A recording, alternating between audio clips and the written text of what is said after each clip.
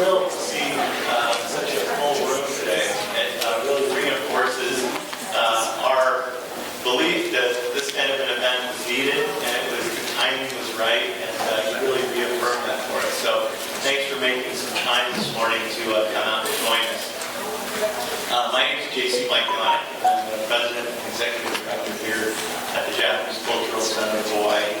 And I want to formally welcome you all to our amazing center and to the 2020 Day of Remembrance. So thanks for being here. We hope that you'll have the opportunity today to pay homage and respect those in our community and our family members who faced the unjust internment following the bombing of Pearl Harbor and the institution of the martial law here in the state of Hawaii. In total, over 2,400 internees from Hawaii existed, both here in Hawaii and those that were sent to the mainland. Over 250 internees were stationed or were interned here in their total time of internment.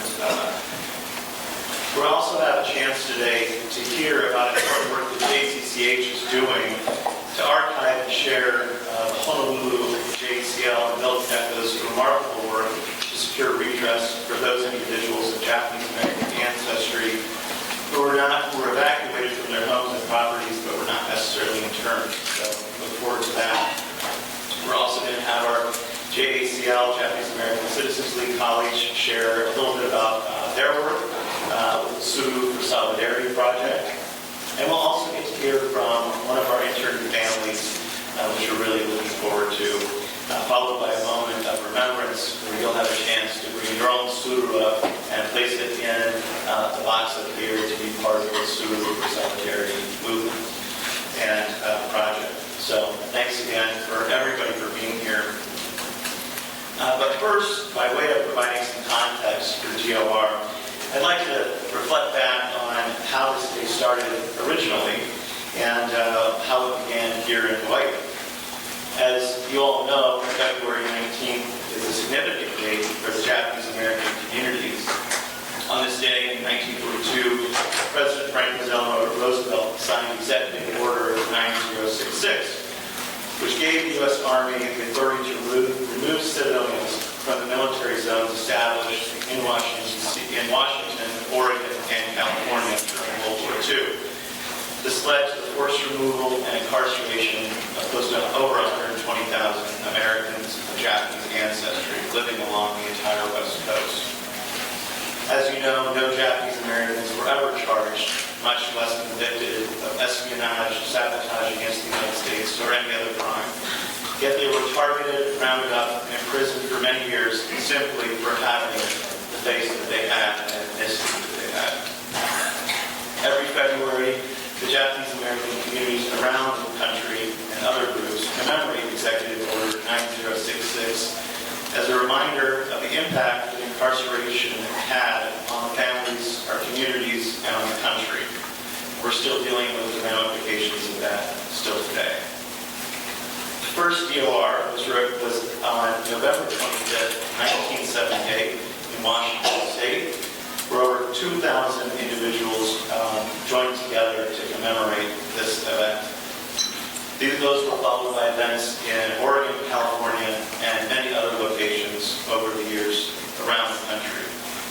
In Hawaii, JCCH has most recently partnered with organizations like the Japanese American Citizens League to hold days of remembrance on our campus as well as down at the Honolulu site.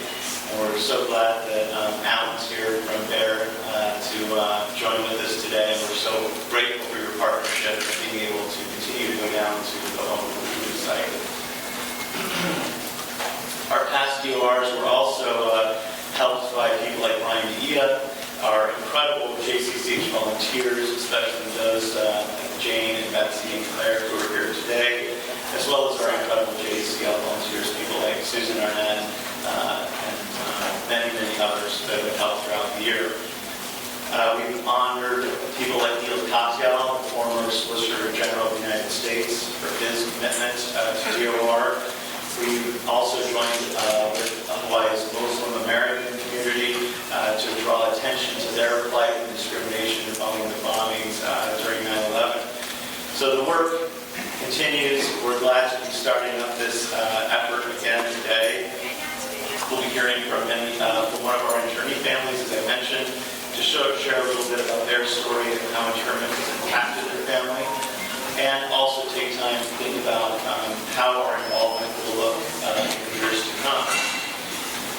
As we begin to rekindle the local VOR legacy and to pay tribute to wise Japanese American internees and their families, I wanted to think back and reflect back on some words that really resonate to me today in this experience. And I think back to some of those words that are in A Resilient Spirit, a book that was published here at JCCH and written by two of our volunteers, Claire Sato and Bai Harada.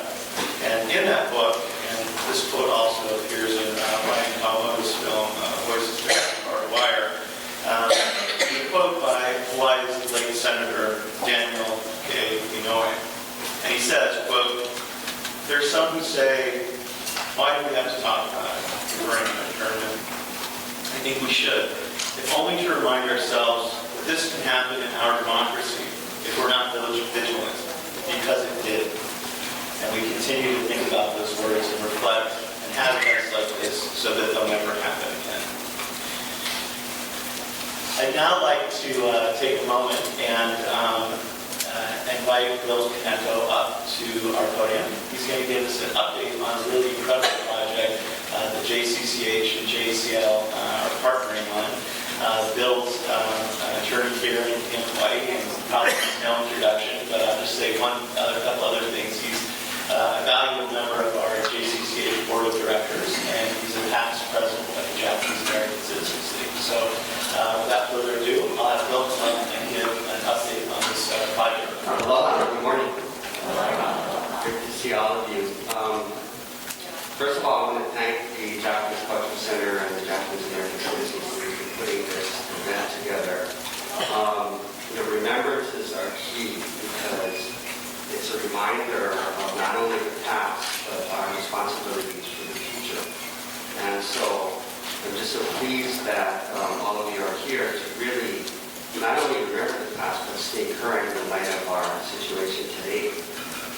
Thank you, JC, for inviting me to speak. I just wanted to give you a little bit of background about the World War II project dealing with persons who were evacuated but not interned.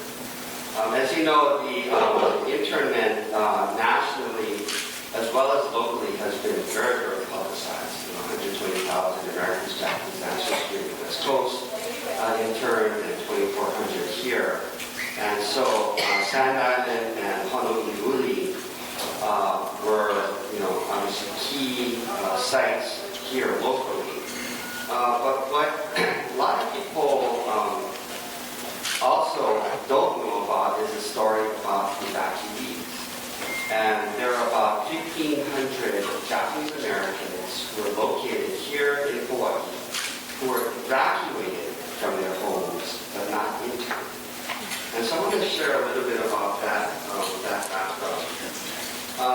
Like the internees here in Hawaii, after the bombing of Pearl Harbor on the 7th, literally on December 8th, military personnel, armed guards, came to their homes and at gunpoint ordered them to basically leave their homes. There were no trials, no due process, and really nowhere to go. And so a lot of people don't realize that. But there were 23 areas statewide where Japanese Americans were evacuated. And the Department of Justice identified them. I just want to read them to you because, again, I don't think people really understand how broad this order was. But AJAs were identified and displaced in 23 sites. The Pearl Harbor area, which is West Loch, Pu'uloa, and Recruit Point, Iba Lane, Lualua Lane, Waiau, YPO base around the Honolulu area. They also were displaced in the Dillingham and the Oahu Railroad areas. Oahu and Dillingham Airfield, Kualoa Park, Waiawa, Kunia, Palaiva, Wailua, Mononili, Pauau Valley. There was a military battery located in Pauau Valley.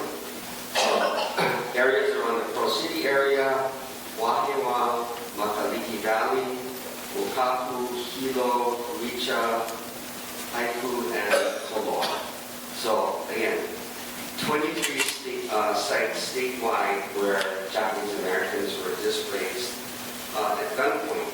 And what the interesting part of this is that when the Congress created the Commission on Wartime Relocation of Civilians, there were 11 hearings nationally.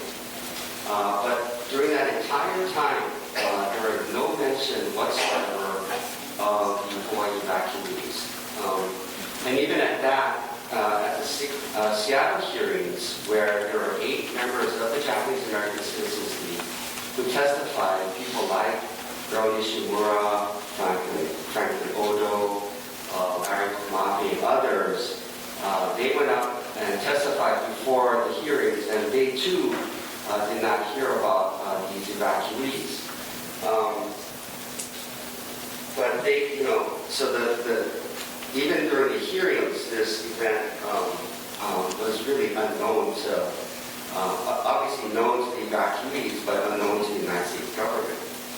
So fast forward in 1988, when the Civil Liberties Act was passed, Congress created the Office of Redress Administration, and that was the governmental agency that was charged with identifying, locating, and paying the living survivors of the internees. So I just happened to be the JCL president at the time, so the ORA had came down to Hawaii, and remember we had a couple of large events for the internees, and it was at right here at this site. But this building wasn't built yet. It was actually the Japanese Chamber of Commerce, and there were a couple of workshops there, and there were about 400 or 500 people there, lots of people attending. About questions about the internment itself. And there was a lot of publicity about the internment.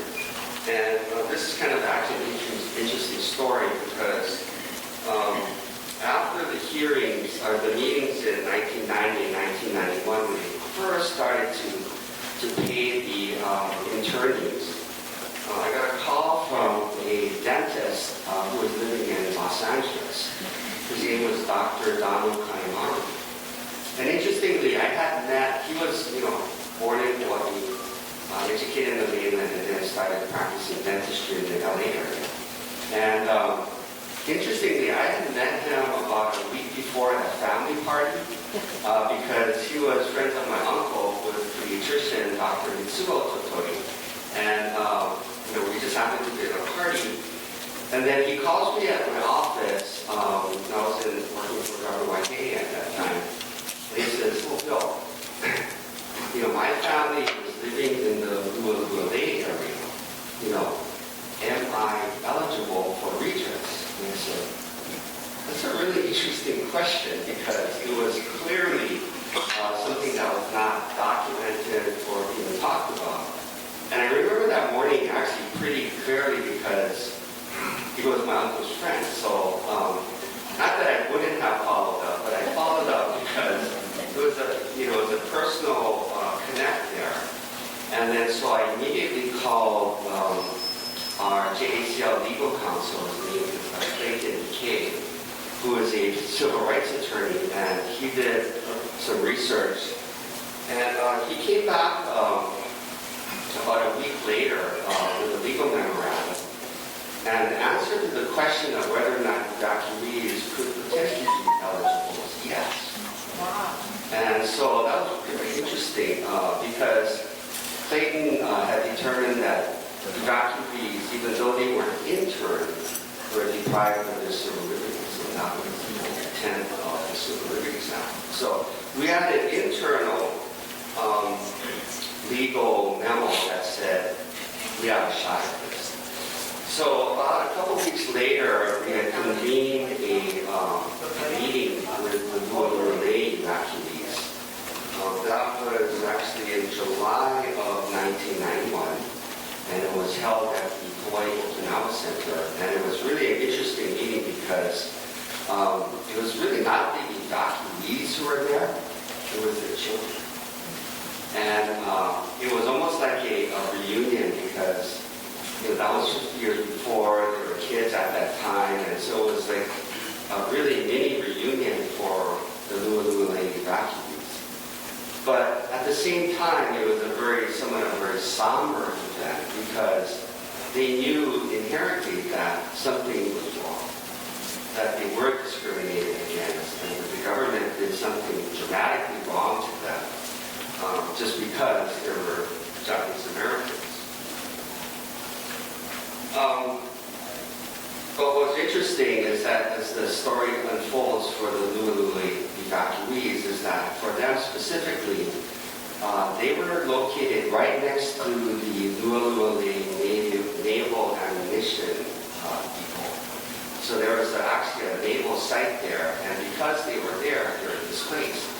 But specific to them, they were able to work during the day, but at night they had to leave, and they had to wear these black badges, specifying that they were Japanese Americans. But the twist to that is, in 1941, in Hawaii, 37% of the Hawaii population was Japanese. So there's no way that the government could intern everybody or kick everybody out. On the flip side, if there were no Japanese Americans, there was no food, and so they were farmers. And so there was a reliance not only economically, but practically to not intern Japanese Americans. So that was the story behind that group. But as this thing unfolds, it was really interesting. So there was a lot of press around the evacuees, and I remember coming home to I was living in Salt Lake at the time, and then wherever the president was where the JCL office was. Really small. It was still hard. But I remember coming home, there's probably about 60 messages on the phone saying, what about me in Waiau? What about me in Italy? Or am I eligible? I live in Pu'uloa. So this thing started to really unfold in a very, very interesting way. And then we started to do workshops just around the evacuees themselves. And then even more of an interest in the cases. But long story short, you have to read the book. But because of the work of the Honolulu JCL, particularly the pro bono attorneys, we were able to get redress for practically all of the 1,500 evacuee claimants, and we're talking about a settlement of over $30 million. So the economic impact of course, cannot be measured in terms of what was actually paid. But just for Hawaii evacuees, it was really a win for them in terms of being ultimately recognized. But really the true, in part, heroes in this is not only the evacuees themselves and their kids, because they were the ones that went up to the highs and the lows and the sideways, and this thing literally took probably about 5 years to settle. But really, the pro bono attorneys, and I do want to mention folks like Clayton Ike, Barry Wong, Owen Matsunaga, Lauren Hirano, Carl Sakamoto, Mary Lee, and Roy Katalani, who literally did this all pro bono. And you're talking about thousands of hours of pro bono legal services and coordinating 23 different sites and consolidating claims and issuing, submitting that to the government. There are denials and appeals Justice Department because they just did not understand or did not know about these unique cases. But I also want to mention to Allison Kasaka, who is here, where is she? Back there. She was also the president of the Honolulu chapter at that time that really took this on and concluded the cases, as well as board members like Julie Ushio, who's here, and Karen Aka, Carlene Chinen, and others who were part of the JCL board that really gave it all, their all, to be able to prevail on this case, on these cases. It was really, when you kind of look back on what happened, really a very unique time for the chapter, but also for the Japanese American community. So what we're doing now, and JC had mentioned, we're, during the course of not only working on the redress cases, but over the course of the years, the Honolulu JCL has collected literally thousands of these wartime documents that nobody has. By through the research that was done at JCL and the Department of Justice, we were able to obtain these wartime documents related to prohibitions on Japanese Americans from carrying firearms or going to places, or the documents themselves that identified Japanese Americans in Honolulu Lake were not permitted to go to their homes. There are literally hundreds of these documents that are being archived now here at the Tokyo Center. And then we're trying to memorialize this whole experience of the evacuees, because literally there's really not, as far as I know, no substantive historical documentation of the evacuees themselves. So that's been a project that I've been working on with the JCCH and JCCH. Actually, this started off in law school about 30 years ago, so I want to finish this off. But we have a co-author, her name is Sarah Lynn, who works for the Wall Street Journal, used to work for the Wall Street Journal in the LA Times. She's a real writer who's going to kind of humanize this and put everything together for us. But in closing, I want to say, thank you so much for being here today. I think in addition to the internment and the evacuee stories, all of this really has to be perpetuated and remembered. And it's really organizations like the Japanese Culture Center, the Japanese American Citizens League. We're very small and very humble organizations. Unlike the Heart Ball, where you have like thousands of people come out and give money. But it's really these grassroots and community organizations like the JCL, JCCH, and the ACLU that every day they're really just monitoring and watching and advocating for all of us, in the good times and bad. But it's times where you really need the organizations like JCL is that when they'll step up. And they've stepped up late, under JC and Jeff Soki and Leanna Vesibel's leadership. In the current chapters, for example, when 9/11 broke, there was a lot of fear about the Muslim community here in Hawaii. And it was JACL that immediately contacted Hakeem Iwansaki, who's actually a very dear friend of mine as well, the Muslim Association of Hawaii. And he said that once the JACL stepped in, all the chatter stopped. Because JACL really espoused the need to be able to, respect and recognize, this ethnic community during times of war, and to quash any kind of wartime hysteria that may arise locally as well as nationally. But it's organizations like the JCL, ACL, and JCH that really keep us really safe and preserve our civil liberties. And lastly, really to all of you, it's just incredible to see, it's been 17 bombing of Pearl Harbor, to see all of you come out, to be able to remember. But it's, at those times, there is an attack on our civil rights. It's your voices that are being required to be the voice for the silent, for the poor, and those who are discriminated, to be able to continue the freedoms that we have. So thank you very much. Thanks, Bill. And just following up on Bill's comments, JCCH has been really lucky.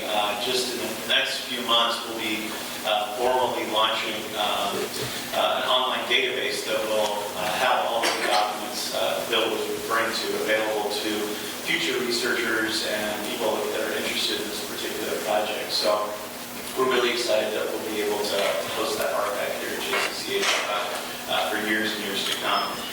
And also to now continue this idea of drawing the past and the present together, and to link with our Suru today, I'm going to ask Susan Arnett to come up and talk a little bit about the Suru for Solidarity project that JCL and JCCH have been involved with. I also want to just quickly recognize former Congressman Kalina Abusa that's here today as well. As you know, we're here on Day of Remembrance to start with remembering Executive Order 9066, which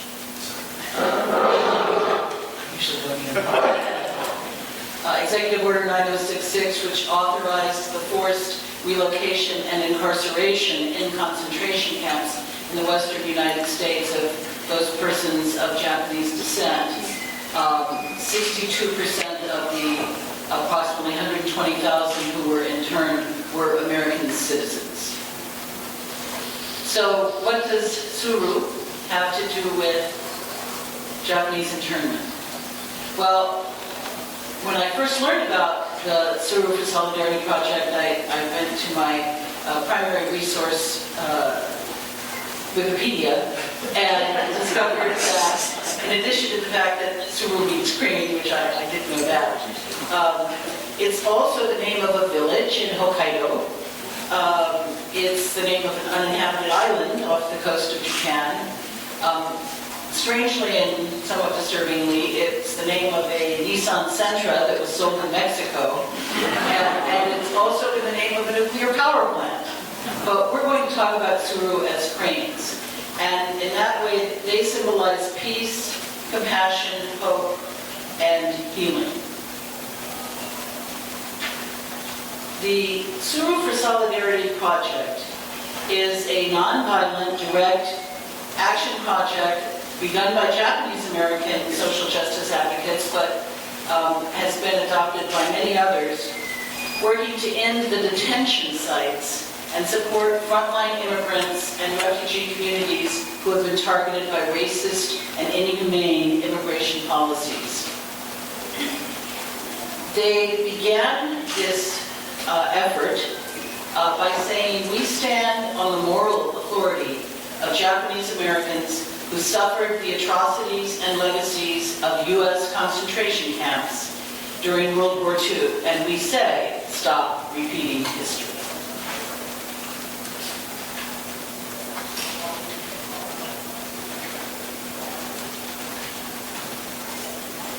They are going to, from June 5th to the 7th this year, have a pilgrimage to Washington, D.C., where they intend to present 125,000 cranes.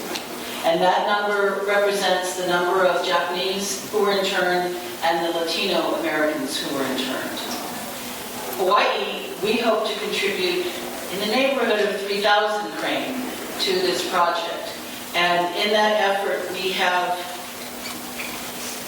solicited on the JCL side, our board members, all of their friends and relatives, the leaders of Girl Scout troops, craft groups, anyone we can think of, and we urge you to do the same. If you have a group like that you can go to who can full crane during their meeting, let us know. We'll supply the paper, and hopefully we will reach our goal of 3,000 crane.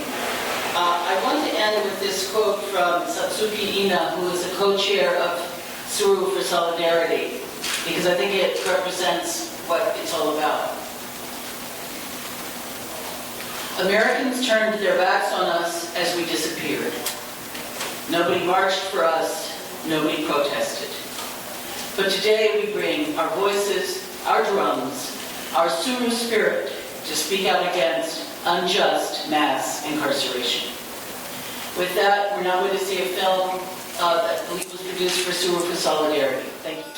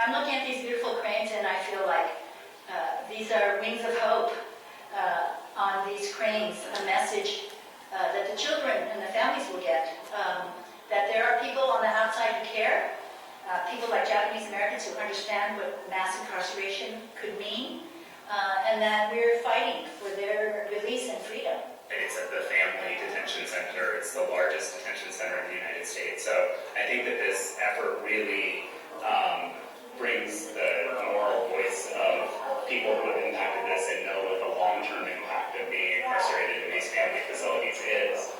The family was stripped of our human rights, civil rights. We were never charged with a crime. We were imprisoned without due process. We don't want this to happen again. We respectfully acknowledge the presence of Amida Apata entering this gathering place as we present these cranes of peace.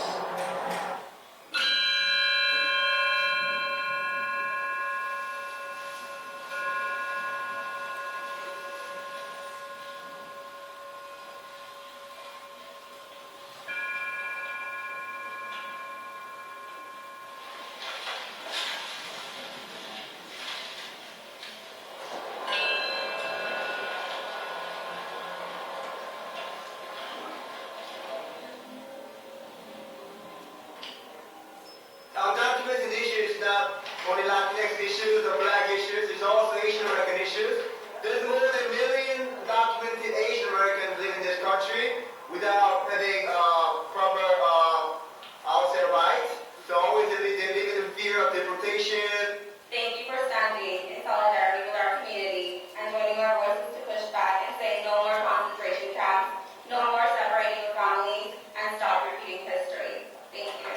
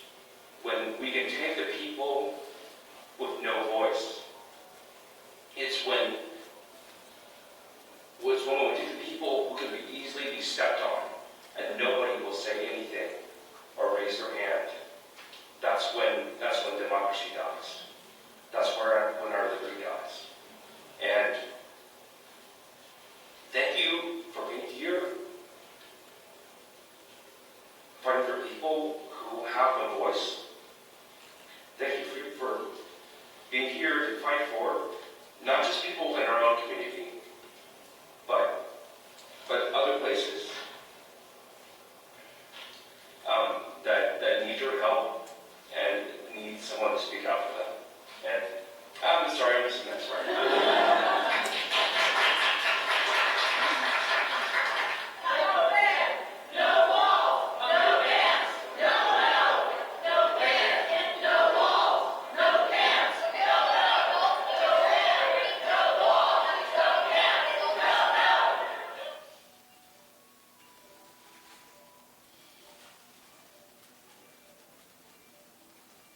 This is Democracy Now! I'm Amy Goodman as we turn to a dramatic scene that unfolded Saturday when 5 Japanese American elders, survivors of the U.S. internment camps, engaged in civil disobedience outside the Fort Sill Army Post in Oklahoma, where the Trump administration plans to indefinitely detain 1,400 immigrant and refugee children starting next month. We're here today to protest the repetition of history. We were in American concentration camps. We were held under indefinite detention. We were without due process of law. We were charged without any evidence of being a threat to national security. We hear these exact words today regarding innocent people seeking asylum in this country. Yes, 77 years has passed. The people look a little different than us, okay? But the fact remains, it's the same shit as before. You're not allowed to protest on Fort Sill. You can go across the street and that needs to happen right now. Otherwise, what will happen? I don't know, I'm not going to arrest you, but you need to move now. Then we're not going to move. Yes, you're going to move. If you're not going to arrest us, we're not going to move. I spent 3.5 years in Arizona, an American concentration camp during World War II, the family separation policy, which is ruining the lives of these children. We, the people, have to stand up and protest it. As a 4-year-old, It's English. Get out. and so what we did with here is, I had to have this to get out. Look. I understand your issues, okay? But you cannot protest on Fort Sill. We've been removed many times. We're not leaving. Even though there is a law within the United States government that says you may not demonstrate in front of a military base if they ask you to leave, that we answer to a higher law. And that's the law of protecting children. Fort Sill had 90 Buddhist priests as part of the 700 who were incarcerated there. And to honor them, I wanted to participate in today's rally. Fort Sill is an American concentration camp. The normal prison here in 1894 with 341 other Apaches to death until his death in 1909. We've been migrating for thousands of years as a people, and the border is not like we're crossing the border. The border already crossed us. This is about survival. And we are not supposed to be asking and seeking survival in a country that says we are a melting pot. If something needs to be melted, we need to melt the ice.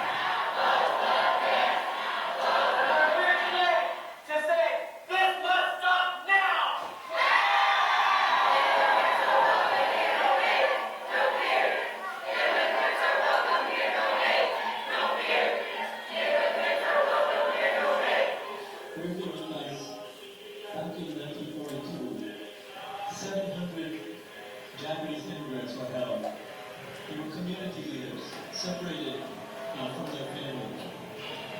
Among them, there were many Buddhist priests arrested right after Pearl Harbor because they were thought to be a threat to national security.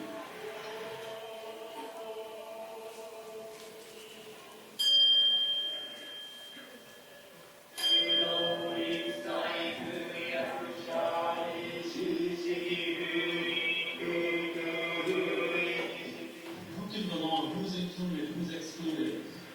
These are struggles that are interlinked between what happened to Japanese Americans during World War II and what is happening today. And we remember these people because usually their names are forgotten. And so we recite them today in our prayer. White Bear, Kiowa, Geronimo, Apache Chief, Woman's Heart, Kiowa Chief. I am grandson of Mexican immigrants that crossed the borders long before visas and green cards.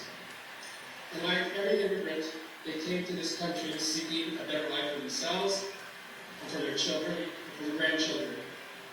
Today we honor those Japanese internees that died here at the hands of our government in 1942, and to the 10 children whose lives were cut short while in custody of U.S. border patrols.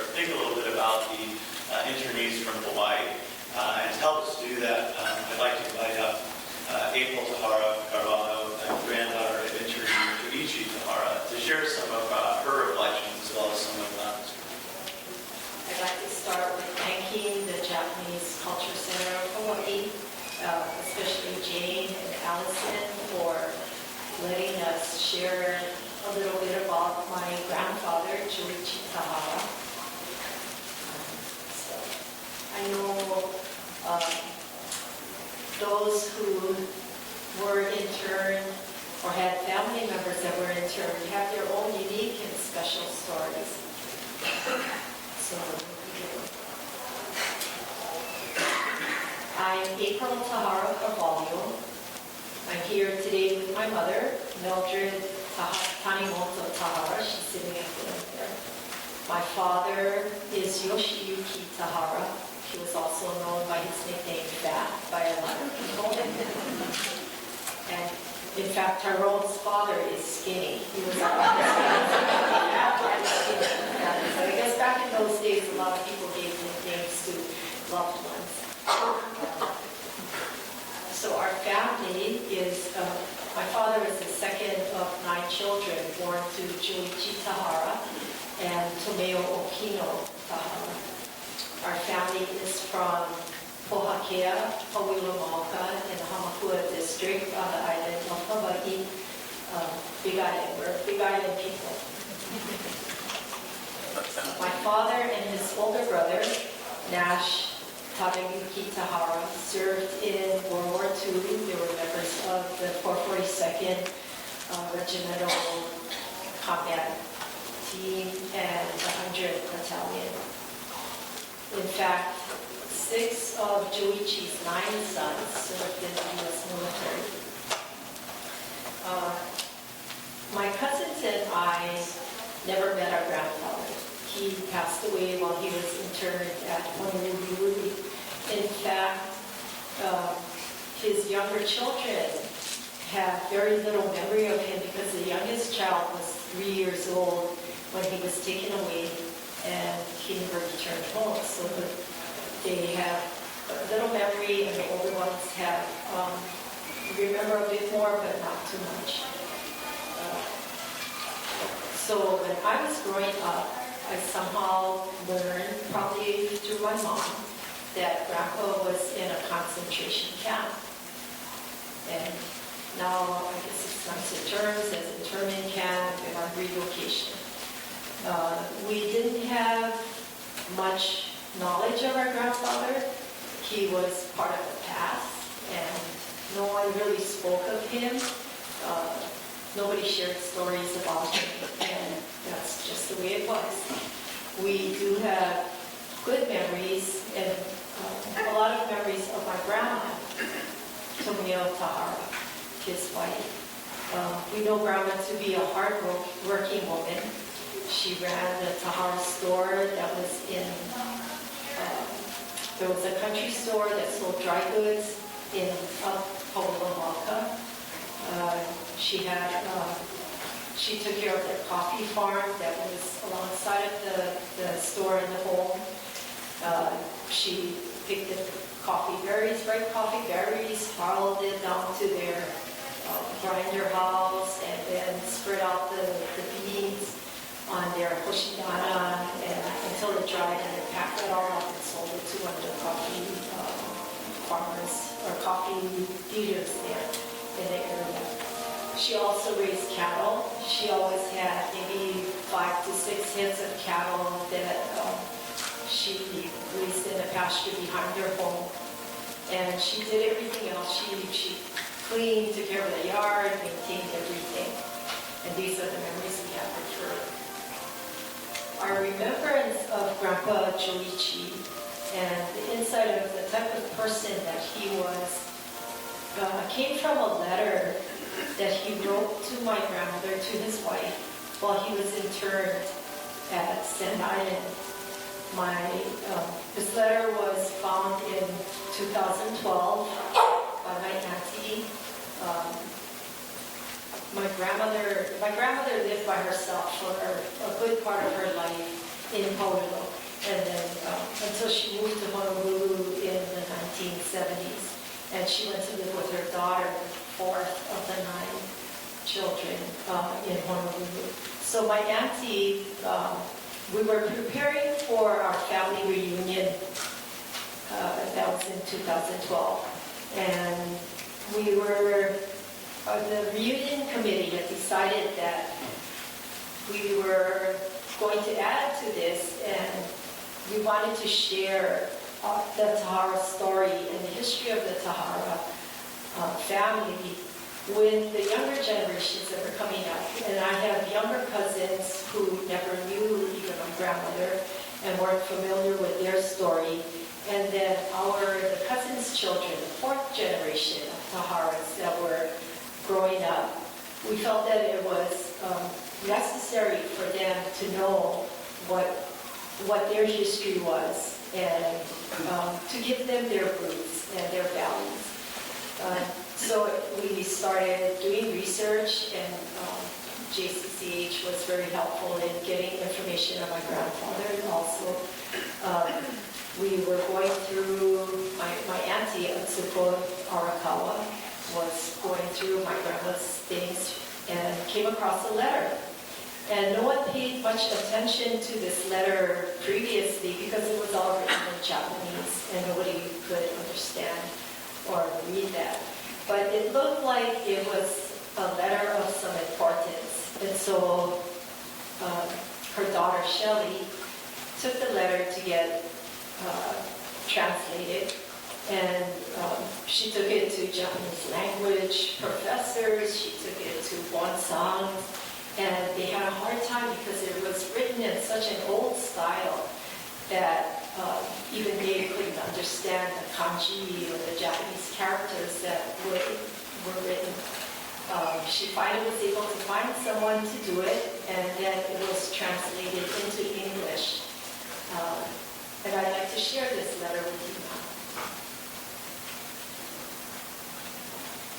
In fact, there's JCCH has this nice display back there on my grandfather, Juichi Sahara, and part of that letter in the Japanese writing is printed on one of the sheets. So it starts off at the very top of the page. He had written, "In the event that something should happen to me, I leave this note for you. Dearest wife Tomeo and my 9 children, to my family which I have not forgotten, even for a moment since my incarceration by the police force on March 7, 1942, I say, please do not cry out in sorrow if I were not able to return home because of some unexpected misfortune that may befall upon me by just deeming it as our destiny. When I stepped out of my family's home, I said to those who saw me off that I shall return. However, at that moment, in my mind, I thought that this may be difficult to return. My mind had been made up to be a small stone that is to be spared in response to the nation's major and primary policy for the basis for an eternal Asia. I am happy to be one of the stones to follow the national purpose to create eternal peace for Asia. Therefore, I do not worry for myself. I am spending every day with peace of mind because you have single-handedly taken over the responsibility of raising our children and maintaining our household. For this, I cannot be more grateful to you. You came to me as a young wife in the spring of 1921. Since then, you have been true to me and supported me through thick and thin. We were not rich, and you and I both had to work hard to raise our children. I know well that you have been extremely loyal to me and flawless as a housewife, though I have failed to mention my sense of gratefulness to you. I always thought of your well-being and our happy life together, even after we became old. Now that my destiny has dictated me to be the little stone to be spared for the good of the country, I can only pray that you will live safely and happily with support from our children. Needless to say, the assets we accumulated through our hard work together, they are all yours. Also, I hold substantial assets in Japan, and either you or Tadayuki have the right to inherit them all. However, if you feel some part of the assets should be shared with my sister, you are free to do so. Luckily, I have you, the best wife, the wisest mother, who put me at ease to conclude my life as a Japanese with no shame. In fact, I am quietly happy to be waiting for my destiny. In Gasho, no matter how many months may pass on Sand Island due to the false accusations, it shall never be able to break my Nihon Tamashi, Japanese spirit. Sanjutsetsu, Tahara Joichi, November 3, 1942, at Sand Island Camp. From this letter, we have our remembrance of Joichi Tahara, our grandfather. We know him as a caring and compassionate person, as a kind and loving family man, as someone of strong character, and as a person who faced his destiny with dignity.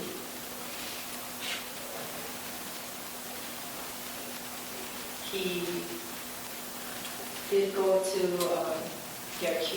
he was at KMC, from what we understand, a Kilauea military camp after he was arrested, and then transferred to San Island on Oahu, and then to Honolulu, where he passed away.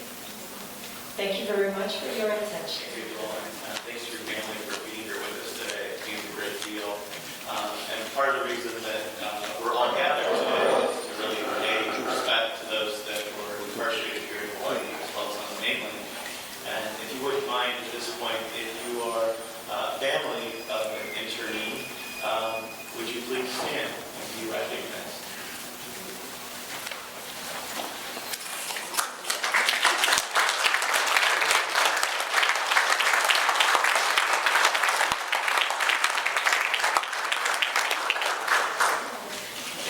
Your being here today, your presence is an inspiration to us all. And now we'd like to proceed with paying respect to those that were incarcerated by asking everyone to, if you folded a suru, to come up and place it in the box here. And I think many people, when they were doing the folding, also wrote the name of their loved one, a family member, or an internee. And so we thank you for that, and these will be part of the suru that will be going to Washington, D.C. in June. So we're really proud and happy that we'll be remembering those individuals from Hawaii at that event and beyond, really. So what we'll do is, if you have a suru already folded, please use that. And if you don't, Susan will have a bag of suru that we've already folded that you're welcome to take and place in the box as you come forward. And we'll start maybe in this in the front, in this first row. And if you'd like to take a suru or put your suru in, this would be the time to do it. And then we'll just go row by row. And while we do that, I think you'll notice that the scroll of names on our screen right here are all names of Hawaii internees. We really appreciate all of our staff and volunteers that have put that list together. So maybe we'll start with the first round, please.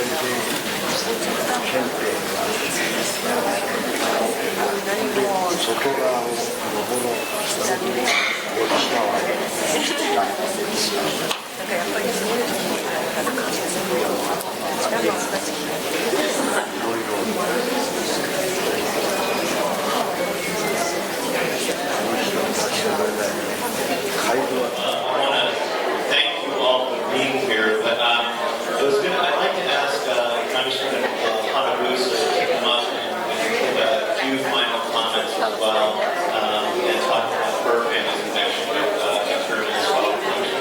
everyone.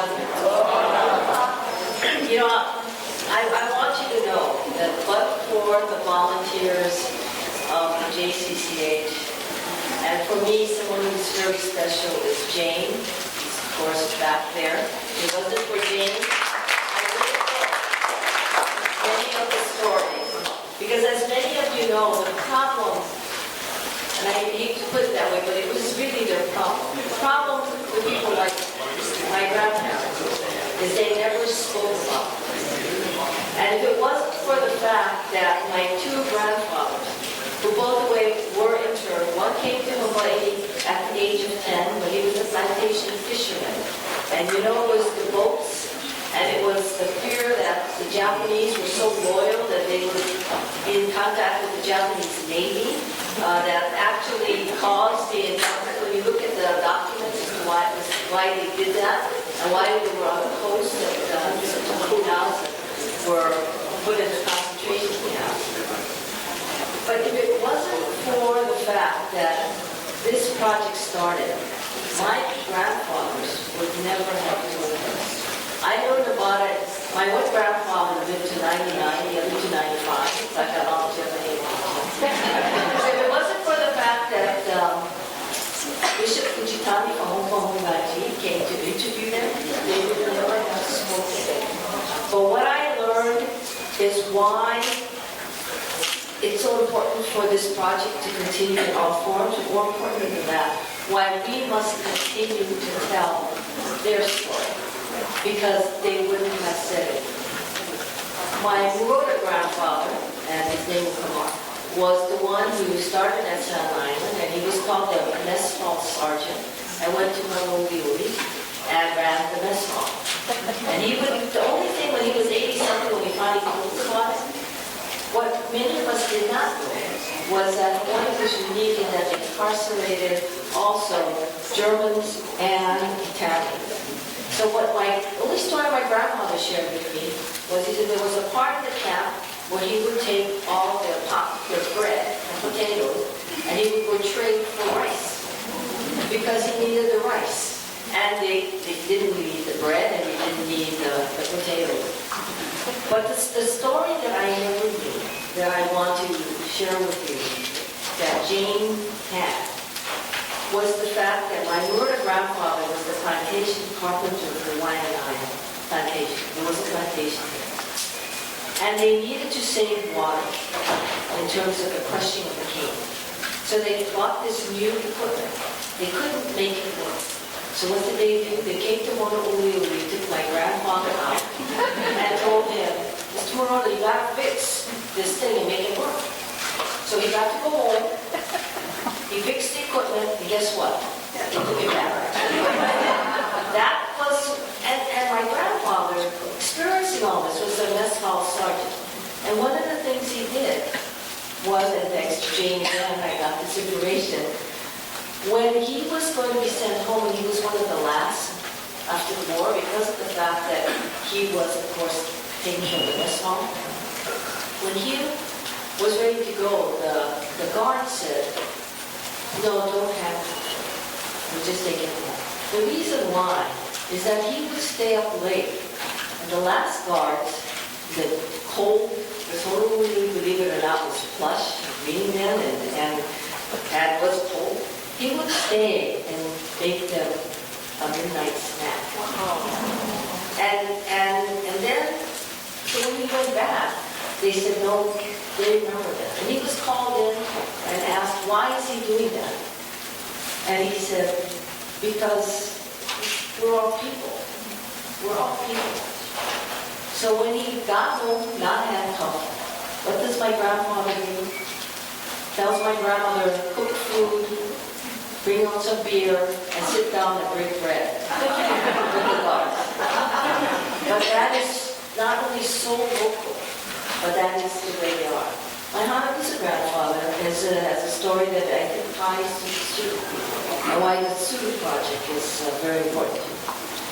My Hanabusa grandfather was sent to Santa Fe because, as I said, he was my four grandparents was the only Issei, and he had both. Sampan at the county school. So he went as a, quote, single man, in the sense that only men were in Santa Fe. And what he didn't know is that prior to the war, my grandparents sent their second son, my father was the oldest, the second son, back to Japan to take care of their grandmother. My parents, of course, everyone was born in Hawaii.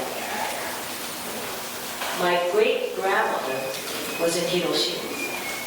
My uncle, who I never met, was conscripted into the Japanese army. My other uncle, the third uncle, by the way, was MIS. And when he went, he never served, but he was there when the atom bomb fell. So he was killed in the bomb. As you all know, the pseudo projects that have started is all mostly based and due to the Sadako story. And Sadako story is one that we have all heard. Tsuru, Hiroshima, and if you go visit the site of the atom bomb, you will see that. So when my grandfather returned home to Hawaii is when he found out that his second son had passed. The ironic part of the story is he was still technically a Japanese national. My grandfather did not become a citizen, though my grandmother was one of those women, and people don't know this weird part of our history, is that if you married an alien back then, you lost your citizenship or your rights automatically. So my grandmother lost her rights because my grandfather was still considered an alien. My grandfather did not give up his Japanese, I don't know if they call it citizenship or at that time, because the Japanese government did something very interesting. They awarded everyone who had a child who died in the atom bomb a stipend for the rest of their life. So my grandfather collected a stipend till he was 99 years old. And of course, being a national was not a condition, but that's also being so Japanesey because he received that, he felt that he had an obligation not to be loyal to Japan because he never really ever went back except for visits, but because they thought of his son in the light that they would compensate him and take care of him. And that's something that a country like Japan and their value system is what would create a situation like that. So I stand before you, Yonsei, basically, fourth generation. My family's history is all on the Waianae Coast. And I can't thank JCCH, Jane, and all the others who did the research enough. And of course, Bishop Fujitani, and a woman by the name of Gail Honda Waihawa. Honda Tofu, for those who may remember. That's her family. For the record. And again, I would like to say, it is upon us to support the project that JCCH has and support the continuation of this oral history and the history that we will see. Because but for that, I am very concerned. History will repeat itself again. And we cannot let that happen. So thank you very much. Thank you, JC. Thank you, members of JCCH. Now just to close, again, I would like to thank all of our interviewed families and friends that have been with us today. Thanks for being with us for this 2020 Day of Remembrance. Your membership and support makes this all possible. And if you'd like to stay involved and keep up to date with what is going on here at the center with our activities and programming, please make sure that you sign up outside. Marla, our membership communications and development directors, is taking everybody's name and information so we can keep you updated on what's going on. I want to also thank our incredible Resource Center volunteers and docents who put together an incredible display back there at the back of the room. Please make sure you check that out as you leave today. And I'd like to end just with... Downstairs. And yes, please go downstairs to our Pahei Day exhibit that's open today as well. I'd like to end with just a quote from Claire and Vi's book, which says, we strongly believe that hearing the voices helps all of us understand that liberty lives in the hearts of Americans. We're part of the continuing story and bear the legacy of the past. The vital lesson of history is that people must stand up against injustice and in order for others to gather courage to follow. I hope today that we'll all have the courage that they speak of as we leave today. Thanks so much for being with us. I'm the rascal that, fought so hard to get Mr. Harano back to town. Maybe that's what you remember. Because I was so mad that, he was taken away from me. But the reason I want to tell you is, I'm 87 years old, and I had two brothers who fought in Italy and France. One was wounded. I had a brother who fought in the occupation of Japan. I was the youngest of 10, that's why, in 1941, But I tell you, my heart breaks for my country, Because we're supposed to be such a wonderful country, yeah? And I lived in Chicago. When I was only 18, I went to school in Indiana. And I marched with Martin Luther King and all that kind of stuff. And I lived in the same building with Jesse Jackson. And some people have the wrong impression that they were always rich, that people were giving them all kinds of stuff. But Jesse and his wife, Jackie, we were borrowing money from each other, sharing food, and in a rundown building. And I get so mad when people tell me, everybody gives them things and they're rich and all that. They started out never knowing that they would ever become, quotes, famous. You know what I mean? So it's just that was my experience as a kid. I was 10 years old when Pearl Harbor was bombed and I was called a Jap. And I had two brothers who fought in Italy and France, and the one in Italy was wounded and he came back. And we were told, don't ask him any questions, just, let him rest and all because he's in shock. The other brother married a beautiful French girl from Nice.